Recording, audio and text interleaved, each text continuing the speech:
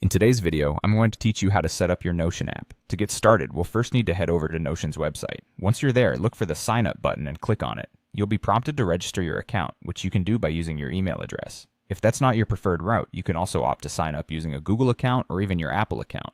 Choose the registration method that suits you best. After registering, make sure to verify your account through the email or method you used. Once you've verified, log into your new account to start exploring. Now that you're logged in, it's important to familiarize yourself with the basic structure of Notion. Understanding the layout will make it much easier to build and organize your workspace effectively. Notion is built around three main components: pages, blocks, and databases. Pages in Notion are like individual documents or workspaces. They are the foundation where you can arrange all your information.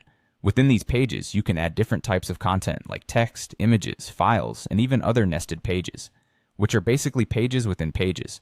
It's a really flexible system, allowing you to create complex structures if needed or keep it simple. Then we have blocks, which are the content elements that you use within a page. These blocks can be anything from text to images or checklists to headings. Think of blocks as the building materials you use to create your page's layout. You can arrange and rearrange them according to your needs, making Notion incredibly flexible. Finally, let's talk about databases. These are tables, boards, calendars, and lists used to organize information within Notion. Databases are incredibly powerful as they allow you to manage and track various tasks or pieces of data seamlessly, thanks to Notion's ability to customize and view your data in multiple formats. Moving on, it's time to create your first workspace. Workspaces in Notion serve as broad areas where you can group pages and databases related to a particular project or theme.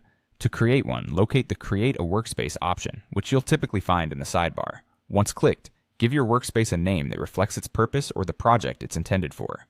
You'll find that having distinct workspaces helps keep things organized, especially when juggling multiple projects or areas of responsibility. Inside your new workspace, start creating pages and adding content to suit your specific needs. Experiment with different block types, embed media, or create databases to find the arrangement that works best for you. And that's it for today's video on setting up your Notion app. I hope this guide has been helpful in getting you started with Notion's basic setup. Enjoy exploring all the possibilities that Notion offers, and don't be afraid to customize it to fit your personal or professional workflow. As you spend more time with the app, you'll discover new features and techniques that will further enhance your productivity and organization.